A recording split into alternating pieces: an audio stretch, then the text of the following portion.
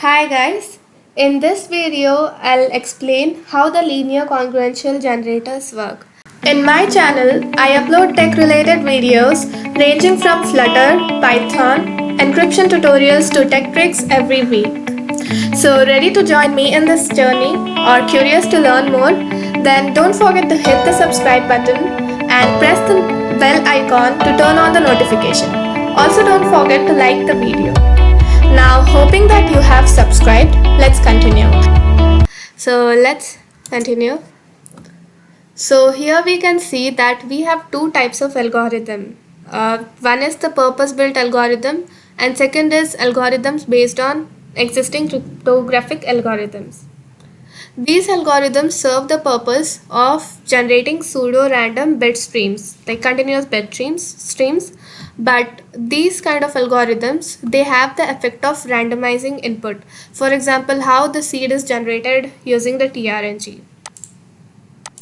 So now let's see what a linear congruential generator is. This algorithm is used to generate pseudo-random numbers, and this was produced by Lamer. This algorithm, we use four parameters. One is m, that is modulus, and the second is a, that is the multiplier, and third is the c, that is the increment, and then we have x naught, which is the seed. So the formula for our algorithm is x of n plus 1, xn plus 1 is equal to a into xn plus c mod m. So if m, a, c and seed are integers, then the output produced will also be integers and it will be in the range of 0 to m. So here we are seeing how this works. So for example, you have a as 7, c 0, m 32 and x naught as 1. Then x1 can be produced by using this formula here, so which is like a into x naught. So here a is 7 and then x naught is a 1, and then we have c equal to 0 and then m we have 32, so it produces 7.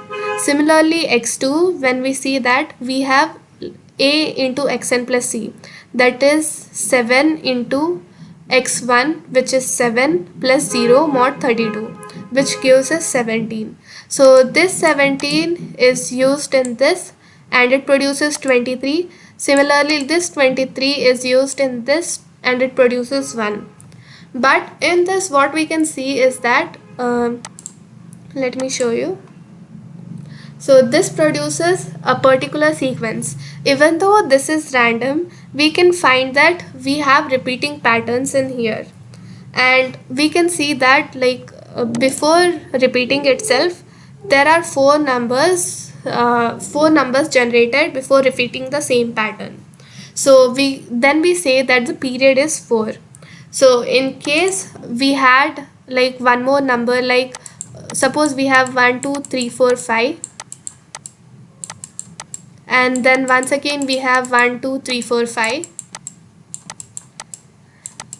then we can say that the period of this sequence is 5, since we have 5 numbers after which the pattern repeats.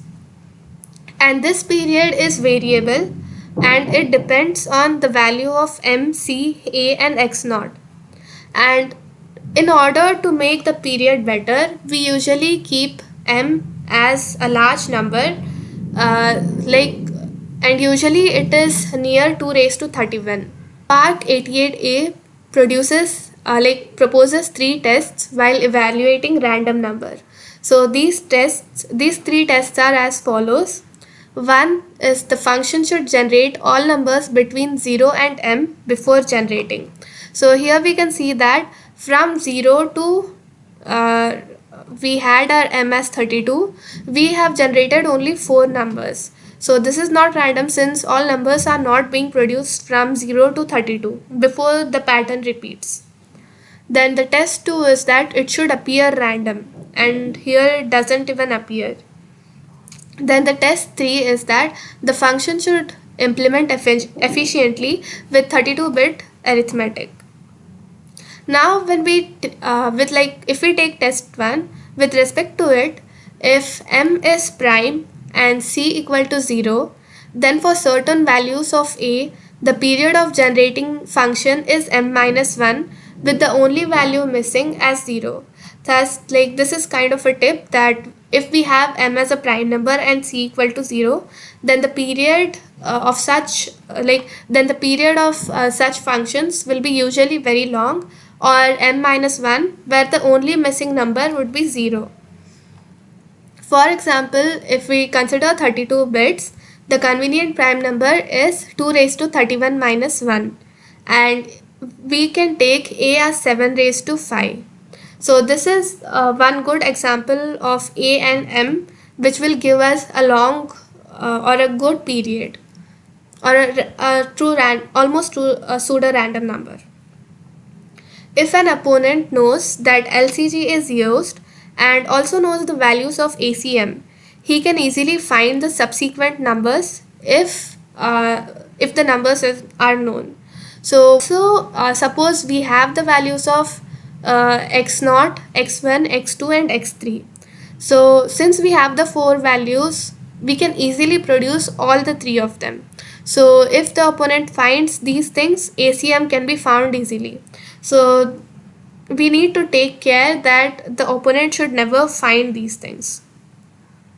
It is always better that these sequences be non-reproducible. Thus, BRIG 79 suggests that we can use internal clock to modify these random number streams. So for example, what this means is that, like, restart the clock after every n numbers using the current clock value as the new seed. So what we can do is, after particular number of bits, we can just restart the clock and use that value as the new seed. And otherwise, what you can do is, for each bit generated, you can use the clock at that point of time. So this is how the linear congruential generators work. So thanks for watching my videos, and if you liked it, don't forget to subscribe and like. Thank you.